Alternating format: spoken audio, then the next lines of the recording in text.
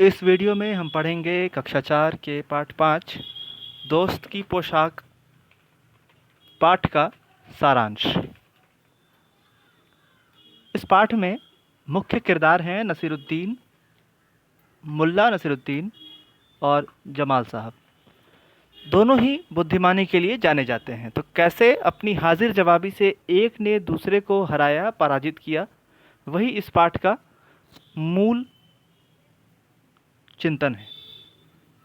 तो नसीरुद्दीन अपने पुराने दोस्त जमाल साहब से मिलकर बहुत खुश हुए।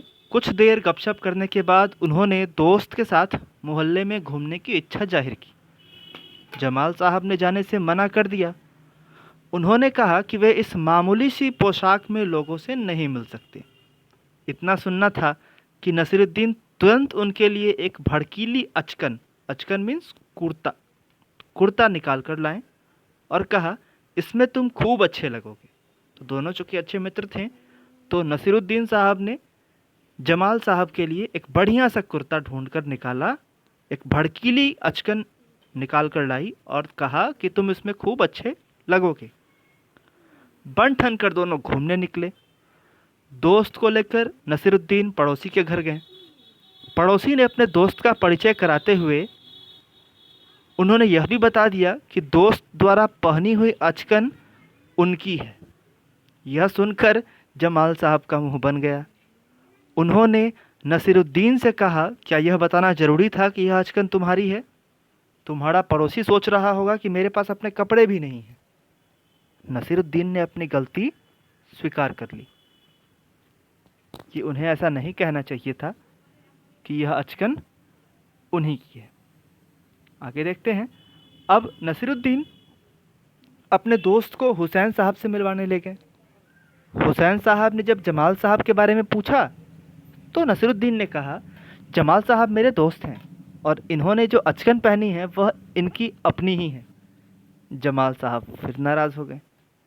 उन्होंने नसीरुद्दीन से कहा कि पोशाक के बारे में कुछ नहीं कहना ही अच्छा है, अतः तुम इस विषय में चुप रहोगे।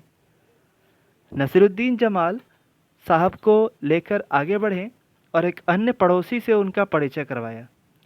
ये हैं मेरे बहुत पुराने दोस्त जमाल साहब। इन्होंने जो अचकन पहनी है उसके बारे में मैं कुछ नहीं बोलूँगा। मतलब तीनों ही बार किसी न किसी तरीके से नसीरुद्दीन साहब ने जमाल साहब के पहनावे को लेकर टिप्पणी कर ही डाली। इस पाठ में वैसे तो कई कठिन शब्द आए हैं, जिनमें से प्रमुख हैं गपशप। गपशप मतलब बातचीत। बन ठन कर मतलब सज धज कर। मुलाकात, मुलाकात का मतलब भेंट। मामूली, मामूली का अर्थ होता है साधारण, जैसे यह बड़ी मामूली सी चीज़ है। परिचय करवाना मतलब किसी को किसी से मिलवाना और उसके बारे में बताना।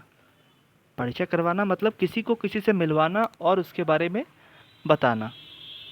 तो ये था इस पाठ का सारांश, इस पाठ की पुनरावृत्ति। आप इस पाठ को दोबारा से पढ़ेंगे और पाठ के कुछ कठिन शब्द अपनी उत्तर पुस्तिका में लिखेंगे।